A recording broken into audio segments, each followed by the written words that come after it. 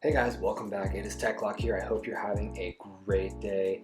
And today I bring you another video talking about our think tank slash predictions, where we kind of take a look at functionalities, weapons, other items that are in use in the handheld and console Fire Emblem games, and see if it's going to come to Fire Emblem Heroes.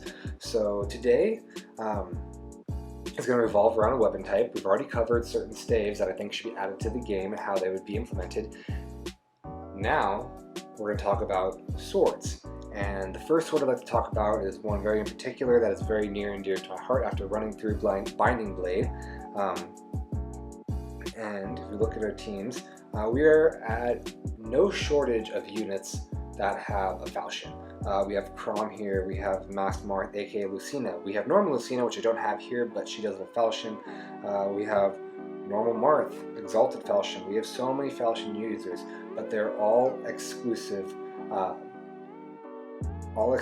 to these units and cannot be inherited. However, if you play any of the games, you know that there is an item called a Wormslayer, which is a sword that is effective against dragons and can be inherited by any unit that has, I believe, B rank in swords. Obviously, there's no sword ranking in this game, so if there was a Wormslayer introduced and if it was true to its nature, like it was in the GBA games and console games, it would be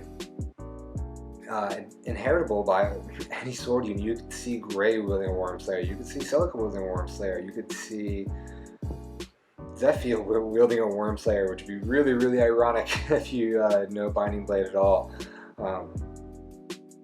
Yeah, any one of these sword units could inherit a effective against dragon sword, and kind of similar to a falchion. Obviously, we have all these special falchions. Oops, what happened there? Right. Obviously, we have all these special falchions. So again, Sealed Falchion has this effect of Spectrum +5 when under 100% HP, but it would be more of a weapon, dragon effective sword that could be passed around to other units. And I want to talk about this a little bit more, but so I don't bore you, I'll put in little rival domains in the background. Just give you something to look at here. So do I think that a Wormslayer is coming to... Well, let's think about this. Should it come to Heroes? Yes, it should, because it is an integral part of your inventory when playing through Fire Emblem games. Will it come to Fire Emblem Heroes? No. I'm pretty confident in the fact that it will not come to Fire Emblem Heroes, just because we have, again, falchions, and giving a Wormslayer that be passed around would kind of take away the exclusivity of, I even forgot about Alm's Falchion, Crom's Falchion, Marth's Falchion, all these falchion users that have this special ability, which is their niche is against dragons. So it really kind of takes away from the special ability of having users that have falchions that cannot be inherited. Also, there's just so many ways in the game to combat dragons, and there's so many other weapons that are effective against dragons. And then even with the release of Naga recently, it can turn basically any sword into a falchion. So I don't think putting out a Wormslayer is pretty high on IS's priority list right now, since you can basically create a falchion out of any unit that's put next to Naga. But at the end of the day, I think it would be a cool idea to have a Wormslayer that could be passed around from unit to unit, or an inheritable sword against dragons. But is it realistic? No.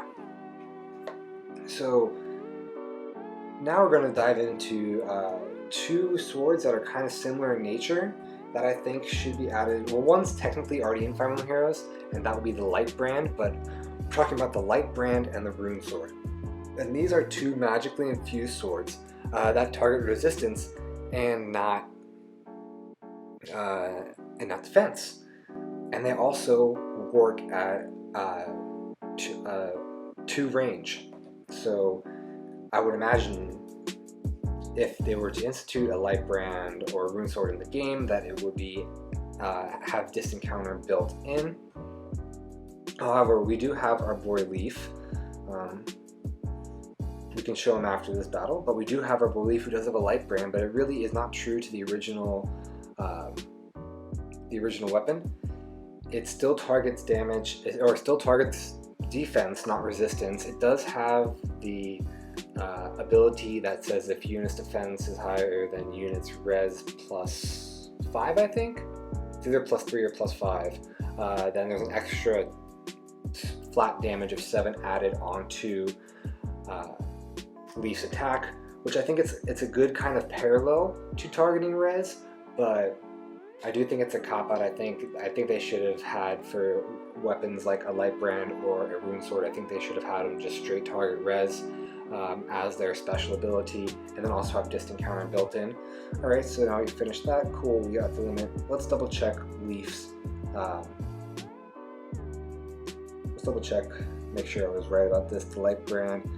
Yes, if unit is, I'm sorry, if foe's defense is greater than foe's res, plus 5 deals plus 7 damage.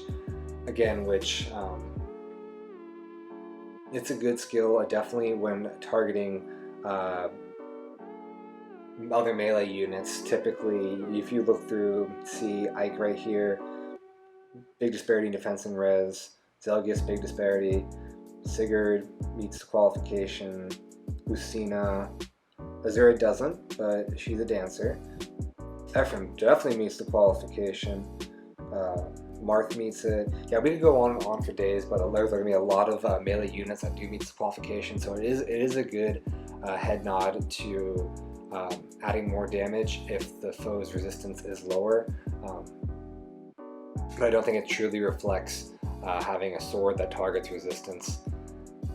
And then obviously with the rune sword, it would incorporate some sort of minimal, like the effect of the absorb staff, because the rune sword basically takes is basically Nosferatu built into a sword, so it would heal a small amount of HP with every attack. But I guess we have to get Nosferatu, the tome itself, into the game first before we start talking about swords infused with Nosferatu. Like how I would kind of picture having DC, a small absorb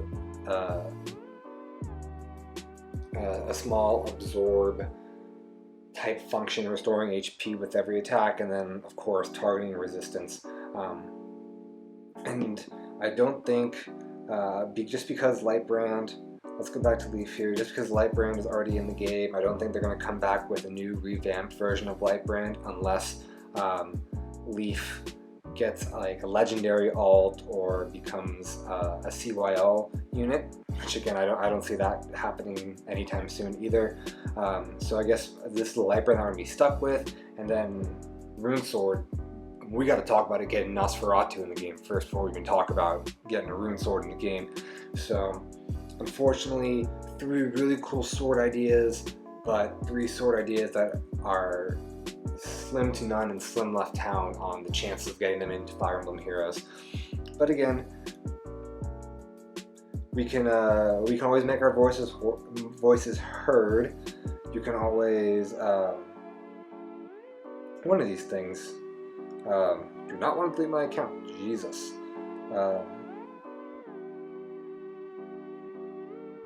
Yeah, one of these, customer support. We can always go in, tell them, hey, go into feedback, hey, this would be cool to see in the game. So we always have a voice, we always have an opinion, which is always great, and I think it's a great thing about this game.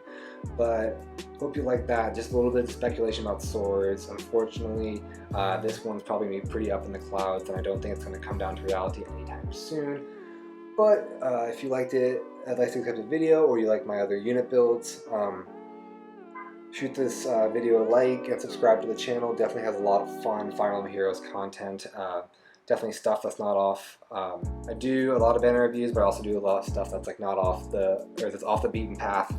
So yeah, maybe check out some other videos while you're here, and as always, have a great day.